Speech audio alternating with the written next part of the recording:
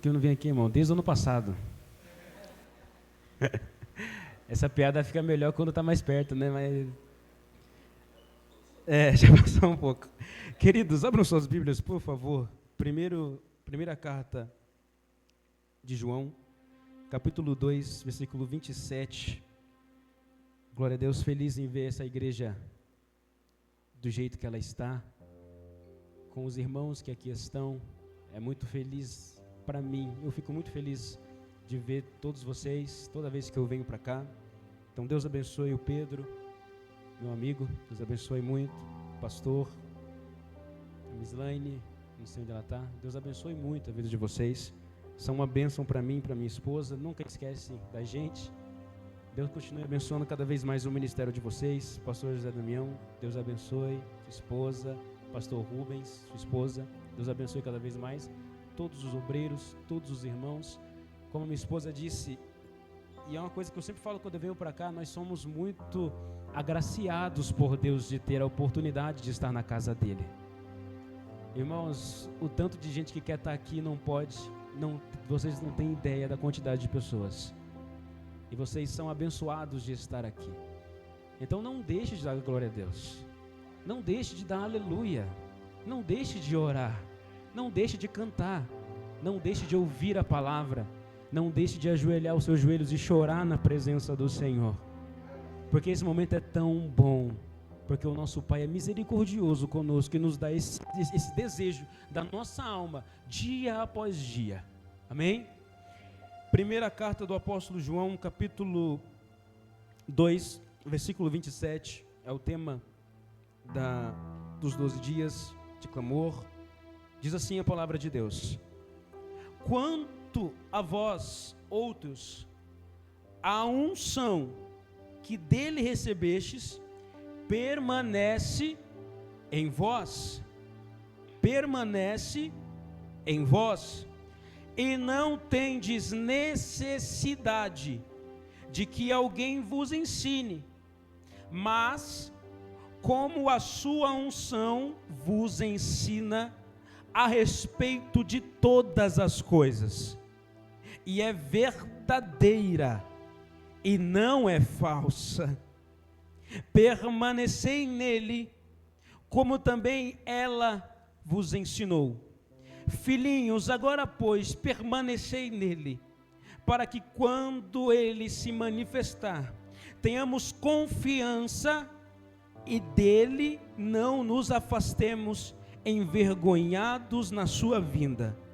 Se sabeis que ele é justo, reconhecei também que é todo aquele que pratica justiça é nascido dele. Senhor meu Deus e meu Pai, fala conosco, Senhor. Deus, nossos corações estão abertos, ó Pai. Nossos corações estão abertos para receber a Tua palavra. Nossos ouvidos estão atentos para ouvir aquilo que o Senhor quer falar conosco nesta noite, Deus. Não deixe que nenhuma distração tire, ó Pai, aquilo que o Senhor tem para nós nesta noite. Porque sabemos que nós somos terra fértil, onde a Tua palavra entra, floresce e dá fruto, Senhor. E outras pessoas são alimentadas através de nós. Que o Senhor continue falando, em nome do Pai, do Filho, do Espírito Santo de Deus. Amém, amém. Glória a Deus. Podemos assentar.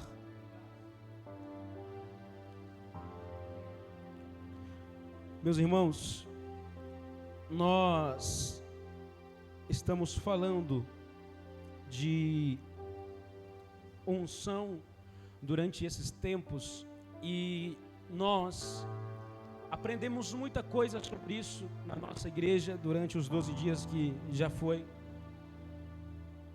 E uma das coisas que nós aprendemos é que a unção do Senhor, ela é uma capacitação do ser humano.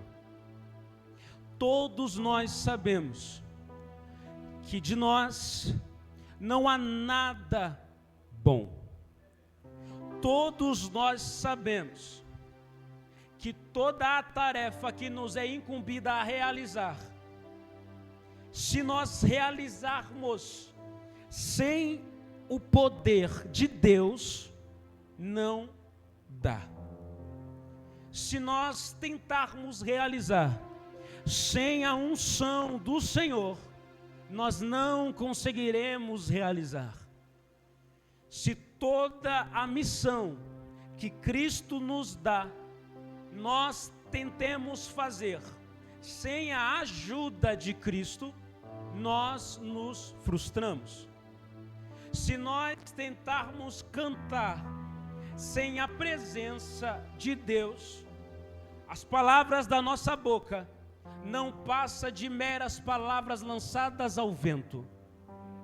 Se nós pregarmos sem a capacitação do Senhor, não é nada mais do que alguém falando e falando no microfone na mão. Se nós virmos para a casa do Senhor sem a unção na nossa vida, isso quem é crente, se nós viemos para a casa de Deus sem a unção do Senhor no nosso coração, nós viemos para a igreja, mas nós não olhamos para Deus. Olhamos para o irmão do lado que veio com a mesma roupa do ano passado. Olhamos para o irmão do lado que não sai do mesmo banco onde está.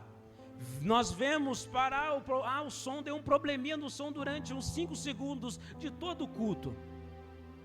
Há coisas que nós percebemos, mas nós não mantemos aos nossos olhos fixados naquele que é digno de toda a glória. Porque a unção do Senhor é a capacitação para nós cumprirmos todas as missões que Cristo nos deu. Cumprimos todas as missões que Ele nos indagou a fazer. Porque quando o Senhor nos ordena, Deus abençoe.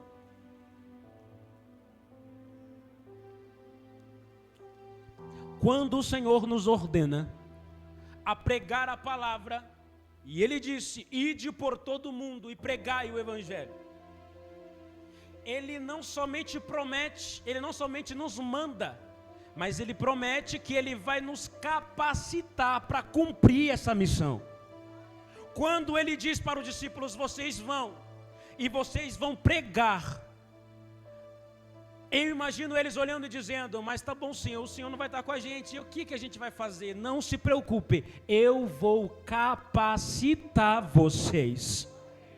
O Senhor não dá ordem para mim e para você sem nos capacitar para cumpri-la.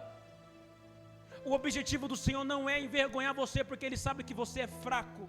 Ele sabe que você não consegue, Ele sabe que nós somos limitados, Ele sabe que nós gaguejamos, Ele sabe que nós desafinamos, Ele sabe que nós nos cansamos.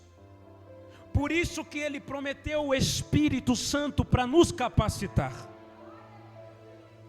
E quando Ele olha para o homem, e Ele olha para o que o homem pode fazer, Ele não vê muita coisa, mas Ele vê a fé de cada um, a ponto de enviar um Espírito que vivia nos anjos, seres perfeitos, seres que não têm defeitos, seres rápidos, cheios de olhos, poderosos. Aí Jesus tira o Espírito Santo deles para colocar em nós, que temos 2 olhos e de vez em quando tem que usar óculos, que temos 2 pernas, mas cansa a gente e poder ir no culto algum dia ou não. Saiu de seres que podem estar aqui e podem estar do outro lado da terra em questão de segundos, para colocar o Espírito Santo em nós, que demoramos e nos atrasamos ainda para chegar na igreja. Então, quando nós olhamos para a unção, nós pensamos e lembramos e somos gratos, Senhor, obrigado pelo Teu Espírito Santo. Porém, se nós queremos chamar esse ano de o ano da unção, nós precisamos juntar o ano da unção com o ano da oração. Não há como eu ter unção se eu não oro. Não há como ter unção sem orar. Não há como ter unção sem jejuar. Não há como ter unção sem ler a Bíblia. Não há como ter unção se não tem comunhão com a igreja do Senhor. Então, quando nós chamamos esse ano de o ano da unção, nós também temos que chamar o ano que Deus nos chama para a oração. Deus não enche quem não ora. A irmã olhou e a irmã disse aqui: seja cheião. Irmãos, seja cheião. Ore bastante para ser cheião. Ora bastantão para ser cheião. Porque a gente ora pouco, quer ser cheião, não vai ser cheião. Outra coisa pode nos encher, o Espírito Santo não. Então, quando o Senhor, Ele chega e promete o Espírito Santo, Ele diz: vocês vão e orem, busquem, peçam, que eu vou entregar. Ele que prometeu, porém Ele deu a chave, a oração. Ele não só nos promete a capacitação, Ele dá a missão, promete a capacitação, mas para buscar a capacitação, não é somente ir até lá, teria que orar também. Jesus já se apressou nisso, quando ensinou eles a orar na oração dominical. Tudo que Cristo faz, irmão, Ele já está pensando à frente. Eles vão precisar orar lá, então eu já vou ensinar aqui. E quando Ele os ensina, todos se reúnem para orar. No dia de Pentecostes, 40 dias depois que começou o dia de Pentecostes, no 40º dia eles começam a orar. E é oração de 10 dias. Eles ficam 10 dias reunidos no cenáculo orando ao Senhor. Obviamente que muitas daquelas pessoas que estavam lá se cansaram e não quiseram mais e foram embora. Mas 120 ficaram perseverantes na oração. Porque oração não é coisa de muita gente, é coisa de poucas pessoas. Se você fizer um evento, irmãos, vamos se unir na igreja aqui não é assim, vamos se reunir na igreja aqui, irmão, e vamos fazer um momento de oração. Que horas? Terça-feira, 7h30 da noite, nós vamos nos reunir aqui e vamos orar até 8h30 da noite, irmãos. É difícil vir 10. Agora, se você chega e fala assim: irmão, vou fazer um evento na igreja, e depois vai ter um comes e bebes, a igreja lota. A oração é coisa de poucos. É para poucas pessoas, somente as que têm Cristo no coração e anseiam mais por Ele. E quando eles começaram a orar, todos estavam reunidos: Maria, João, Pedro, Tiago, Marquinhos, um jovem, um adolescente. Dentre esses 120, haviam pessoas que eram conhecidas, haviam pessoas que eram desconhecidas, mas a oração nivelou todo mundo na mesma busca. Todos dependiam de uma só coisa: do Espírito Santo de Deus. Porque não importa se eu sou conhecido ou não, eu dependo do Senhor. Não importa se a minha agenda é lotada o ano inteiro, eu dependo do Senhor. Não importa se eu prego uma vez no ano, eu dependo do Senhor. Irmão, mas eu tenho oportunidade para cantar na minha igreja, irmão.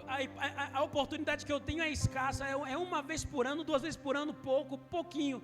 Mas a unção que está em você é a mesma que está na que canta o ano inteiro, irmão. Porque a oração nivela todo mundo no mesmo nível.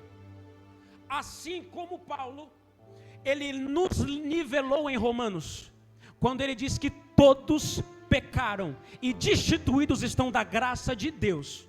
Somos todos miseráveis, somos todos pecadores. Não há um bom sequer. Ele diz: não há um bom sequer. Então calma lá.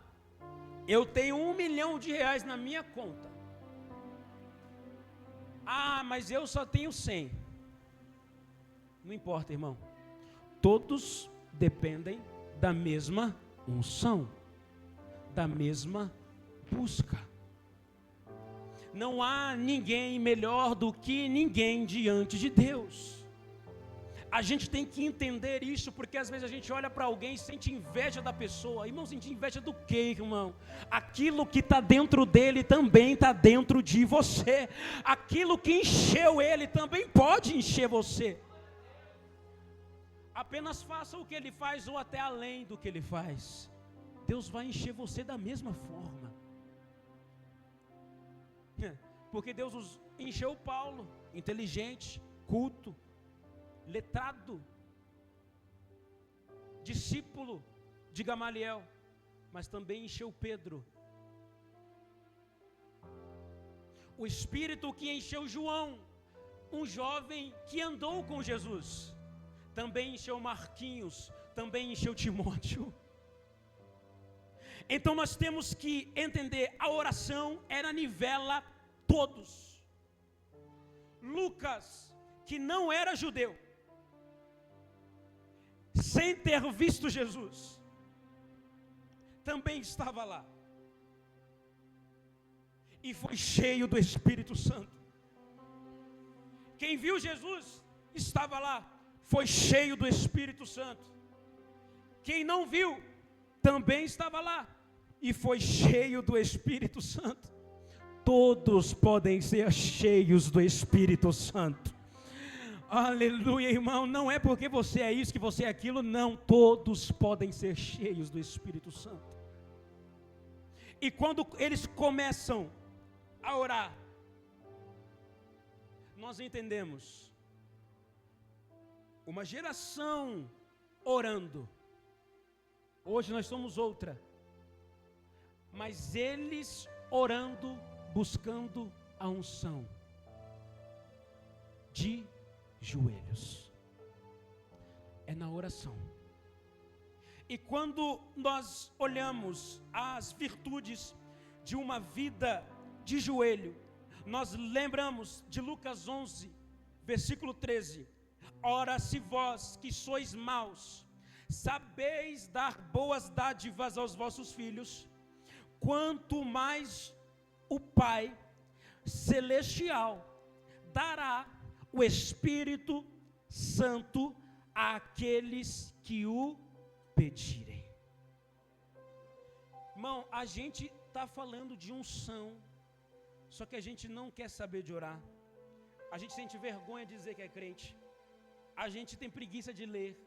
A gente não consegue deixar um pudim do lado. A gente não larga o sanduíche da manhã. A gente não consegue largar um almoço da tarde.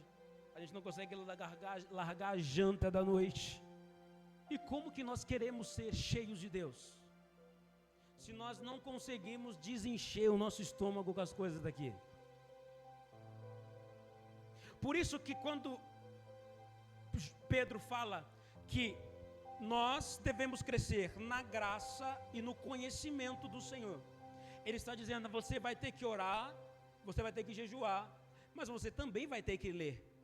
Porque tem gente que quando vai jejuar, ele para de comer, ele não bebe água, ele não come nada, mas ele não ora, ele não lê Bíblia, ele fica só esperando o tempo acabar. Que jejum é esse? Que você se apressa de sair da presença do Senhor. Que jejum é esse que você fica sem se alimentar do mundo e não se alimenta de Deus também? Não está adiantando nada, irmão. Que jejum é esse que eu entro em jejum, mas eu não saio do meu celular? Quer dizer que o meu celular hoje é mais importante do que o Senhor. Quando nós olhamos, e eu anotei aqui, homens na história que levavam uma vida de oração, nós lembramos de Evan Roberts. O camarada orava de 1h da manhã até 5h da manhã. Rapaz, irmão Daniel, mas isso é muita coisa. Realmente, irmão, você orar da 1 até as 5 é muita coisa. Só que para ele era comum, porque ele orava até as 5, ele dormia, acordava às 9, orava das 9 até o meio-dia. Charles Simon acordava 4h da madrugada, orava até as 8h da manhã. Eu não estou dizendo homens aqui que foram comuns, foram homens que tiveram uma história abençoada. Esse Evan Roberts, ele foi o camarada que trouxe um avivamento para o país de Gales. Irmão, ele começava o culto, quando ele começava o culto no salão, ele começou o culto, ele orava ao Senhor e ele começava. Se Deus não falasse com ele, ele acabava o culto e todo mundo ia embora. Só que daí o que acontecia? Naquela cidade estava tendo muita prostituição. haviam aberto um cinema, que na época não é cinema, eu esqueci o nome, era que nem um cinema, prostituição, cinema, vários shows. O camarada abriu a igreja dele, mas você vê a vida de oração que ele levava. Ele começou o culto, passou um ano, depois de um bom tempo, começaram a falir, os prostíbulos começaram a falir, esses lugares que as pessoas frequentavam, começou a falir lugares de shows, porque estava todo mundo dentro da igreja. E aí, vem me dizer que a oração não tem efeito. A oração de um justo pode muito em seus efeitos.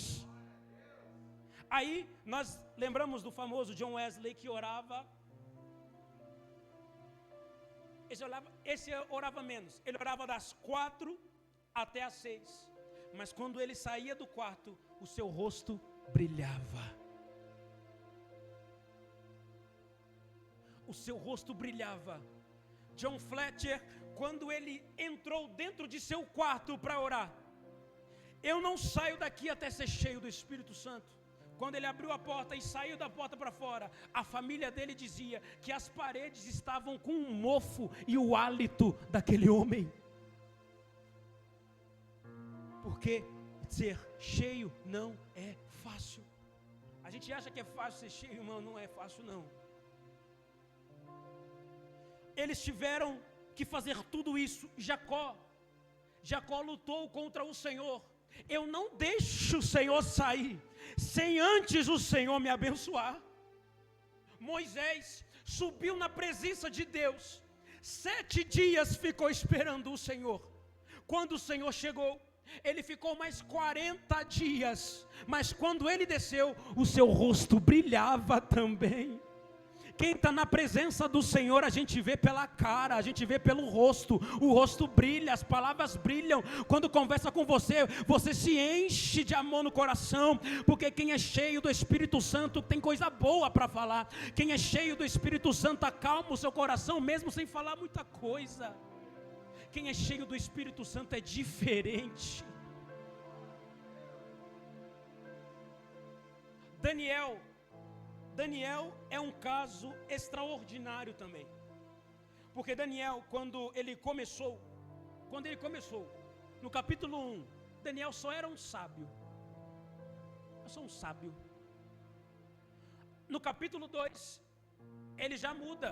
Ele era sábio no capítulo 1. Aí no capítulo 2 ele é líder dos sábios. Vai aumentando, né? No capítulo 1 ele é sábio. No capítulo 2 ele é líder do sábio. No capítulo 3 ele é conselheiro do rei. No capítulo 4 ele é terceiro. No capítulo 5 ele é terceiro governador na Babilônia.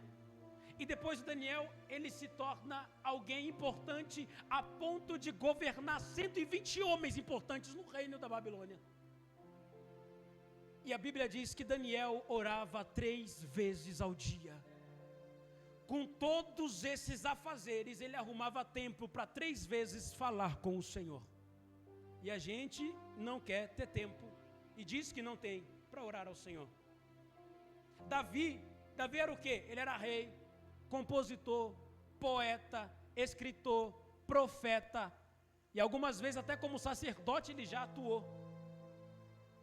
Mas ele tinha tempo para buscar Deus, tanto que o salmista disse: à tarde, à noite e à madrugada clamarei ao Senhor. É tempo para orar, irmão. São pessoas que têm a ânsia, eles anseiam ser cheios do Espírito Santo de Deus. Eu falei sobre Daniel. A gente quer muito ser igual Daniel. A gente na verdade diz que é parecido com Daniel. Irmão, nós somos Daniel, irmão, porque nós estamos no mundo e o mundo é Babilônia. Nós somos Daniel nesse mundo aqui, irmão. Mas não faz o que Daniel fazia. Não ora como Daniel orava. Não busca o Senhor como Daniel buscava. Você não é um Daniel, irmão. Você só é alguém que foi junto com Daniel e está lá fazendo parte da bagunça. Só que o Senhor, antes de Atos 2, de nos enviar o Espírito Santo Consolador, Ele antes profetizou que ele mandaria muito antes de Cristo profetizar. Joel, capítulo 1, versículo 13. Há uma carência no reinado aonde Joel está profetizando. Uma atenção nós temos que ter, que Joel, enquanto escrevia e enquanto profetizava, ele havia tido uma visão do Senhor, aonde gafanhotos estavam vindo para destruir o povo de Israel. E gafanhoto naquela época era visto como uma grande seca ou uma grande desgraça passaria sobre Israel e aquele povo ficaria carente demais. E ele começa a profetizar para o povo: olha, o inimigo está vindo, o inimigo está chegando, o inimigo é avassalador, o inimigo é inteligente, o inimigo ele é organizado e o inimigo ele é habilidoso. E ele vai chegar. Ele fala o que está vindo, mas ele também vai ensinar ao que fazer. Porque eu vou alertar vocês, Jesus está vindo, irmão, mas eu vou ensinar a buscá-lo até a vinda dele. Ele diz: o inimigo vem. Aí no versículo 13 ele diz: cingi e lamentai-vos, sacerdotes, gemei, ministros do altar, entrai e passai a noite vestidos de saco. Olha o que ele está dizendo: vocês vão gemer e lamentar o pecado de vocês, e vocês vão se vestir de panos de saco, porque vestir de panos de saco naquela época era uma vergonha. Então ele está dizendo: vocês vão ter que se envergonhar na presença de Deus, vocês vão ter que se arrepender na presença de Deus, vocês vão ter que lamentar na presença do Senhor. Ministros meus, ministros do meu Deus, porque a oferta de alimentos e a libação foram cortadas da casa do vosso Deus. 14. Santificai um jejum, convocai uma assembleia solene. Olha o que ele está dizendo: vocês vão santificar um jejum, vocês vão convocar uma assembleia. O que é isso? Vocês vão reunir o povo, porque quando a crise vem, irmão, a gente não vence sozinho. Vamos reunir o povo, vamos ajuntar o povo. Ninguém vence luta sozinho, não. Tanto que o escritor aos Hebreus diz, em Hebreus 10, 25, não deixeis de congregar, como é costume de alguns.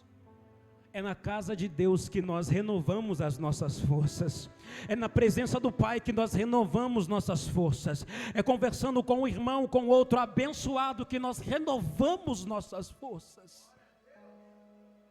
E ele olha e diz: decretai um jejum santo, convocai uma assembleia, reuni os anciões, os líderes, moradores de Judá, na casa do Senhor, e clamem ao Senhor.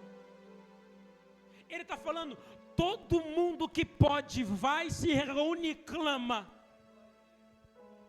Todo mundo que tem capacidade vai, se reúne, lamenta, jejua e clama. E ele continua dizendo, no 19, antes, olha o que ele diz: se ajuntem, gemam, lamentem, jejuem, se reúnam em vergonha do pecado de vocês. E a última, clamem. Olha o que Joel está dizendo: clamem. Aí no 19, a ti, ó Senhor, clamo. Ele não só manda fazer, ele dá o exemplo e faz também. Porque ele entendia que ninguém ali era melhor do que ninguém, irmão. Ele entendia que mesmo ele sendo porta-voz de Deus, ele também precisava clamar, ele também precisava jejuar, ele também precisava se ajuntar, vestir de saco, gemer e lamentar. Porque não é porque eu estou aqui em cima que eu sou melhor que vocês. Eu também preciso me humilhar, eu também preciso clamar. Ele é um homem que não só manda, mas ele ajuda. Ele faz o que ele faz, ele faz o que ele fala. Josué era a mesma coisa. Quando Josué olhou e disse assim: vocês vão pegar essas pedrinhas e vocês vão colocar aqui no rio, aqui no meio do rio, ó, simbolizando as 12 tribos. Então, peraí, você da tribo de Benjamim, de Judá, e ele vai selecionando um de cada tribo. Cada um vai pegar uma pedra. Cada um vai pegar uma pedra. E vai colocar, o da tribo de Levi vem e coloca a pedrinha. O da tribo de Judá vem e coloca a pedrinha. O da tribo de Benjamim vem e coloca a pedrinha. E vai colocando a pedrinha. 12 pedrinhas, olha lá, Josué. Tá chique agora, podemos ir embora? Vamos continuar a viagem? Vamos continuar a viagem então, vai lá. Aí a turma fala, peraí, mas cadê Josué? Aí Josué vindo atrás de todos eles. Peraí, a gente tinha levantado um altar com 12 pedras, por que tem 2? Josué mandou eles erguer um, cada um carregando uma pedra, mas Josué ergueu um sozinho carregando 12. Não é só mandar fazer, tem que dar exemplo daquilo que você fala. Você tem que dar exemplo na sua casa para os seus filhos daquilo que você fala para eles fazerem. Se você mandar não mentir, por que você mente para eles? Se você fala não grita, por que você grita com eles? Ou até mesmo no nosso emprego, irmão. Às vezes, quando nos dá um cargo assim, a gente quer mandar fazer, mas por que a gente não dá o exemplo de como fazer? Ele diz a ti, Senhor, eu clamo, porque o fogo consumiu os pastos do deserto e a chama abrasou todas as árvores do campo. Ele está dizendo que toda a colheita foi arrasada. E o que ele faz lá no primeiro que nós lemos? Ele manda os sacerdotes se reunir também. Está dizendo assim, sacerdotes, vocês têm que orar. Ah, mas por que eu vou orar? Não, você tem que orar. Sabe por quê? Porque os campos foram arrasados. Se você quer o dízimo que te sustenta, você tem que orar também, você tem que clamar, você tem que abençoar ao povo. E aí os sacerdotes tiveram que reunir todos para orar também. Aí no capítulo 2, versículo 1, ele diz, tocai as trombetas em Sião e dai voz de rebate no meu santo monte. Tocai a trombeta em Sião. Ele não vai tocar a trombeta em outros lugares. A trombeta é tocada dentro da onde o povo de Deus morava. Porque é um chamado para aqueles que estão dentro da igreja. Nós estamos neste ano, que é o ano da unção, é porque Deus quer nos levantar de novo. E não é gente de fora, é gente que está dentro da igreja. Como a minha esposa disse, a aparência engana, irmão, mas o que há dentro de cada um, o que há dentro de cada um é diferente. Ele diz, tocai a trombeta em Sião, no meu santo monte, tremam todos os moradores da terra, porque o dia do Senhor vem. É o dia da ira do Senhor. Aí no 12, contudo agora diz o Senhor, convertei-vos a mim de todo o coração, com o quê? Com jejum, com choro e com pranto. Meu Deus do céu, o que está vindo aí, gente?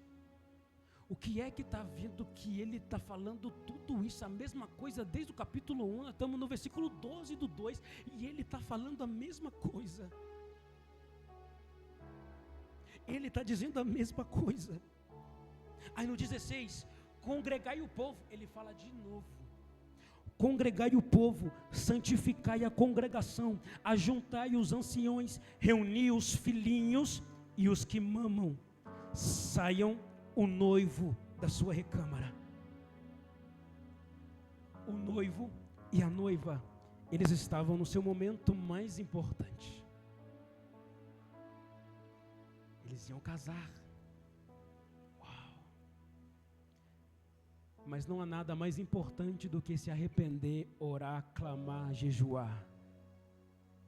Reuniu o noivo, saia da sua recâmara, e a noiva do seu aposento. Mas santificai a congregação, ajuntai os anciãos. Ele está falando, não é só velho. Ele diz, os filhinhos também.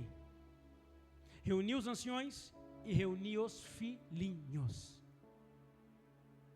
Não há faixa etária de idade para ser cheio do Espírito Santo, irmão. E olha que o povo nem sabia disso ainda. Ele nem disse nada. Aí nós chegamos no 28, que é o que nós pregamos demais. Porém, a gente prega o 28 e esquece de pregar os anteriores. A gente prega o 28. Derramarei do meu espírito sobre toda a carne, vossos filhos, vossas filhas profetizarão, os velhos terão sonho e os jovens terão visões.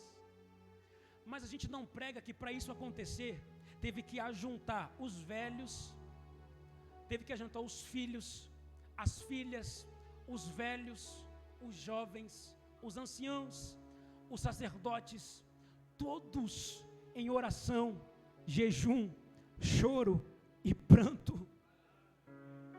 Se nós queremos viver Joel 2:28, nós temos que viver o capítulo inteiro, o livro inteiro de Joel. Porque não há como ser cheio do Espírito Santo se não buscar ao Senhor em oração, jejum, choro e pranto.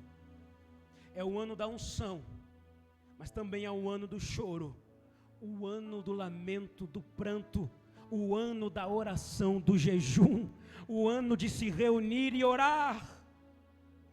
Porque o inimigo está vindo e o Senhor quer nos capacitar para quando Ele chegar. O Senhor quer nos capacitar para quando Ele vier. Você lembra de Mateus 3? E apareceu João Batista pregando no deserto da Judeia, dizia, arrependei-vos porque é chegado o reino dos céus. Este é o anunciado pelo profeta Isaías, voz do que clama no deserto, preparai o caminho do Senhor, endireitai as suas veredas.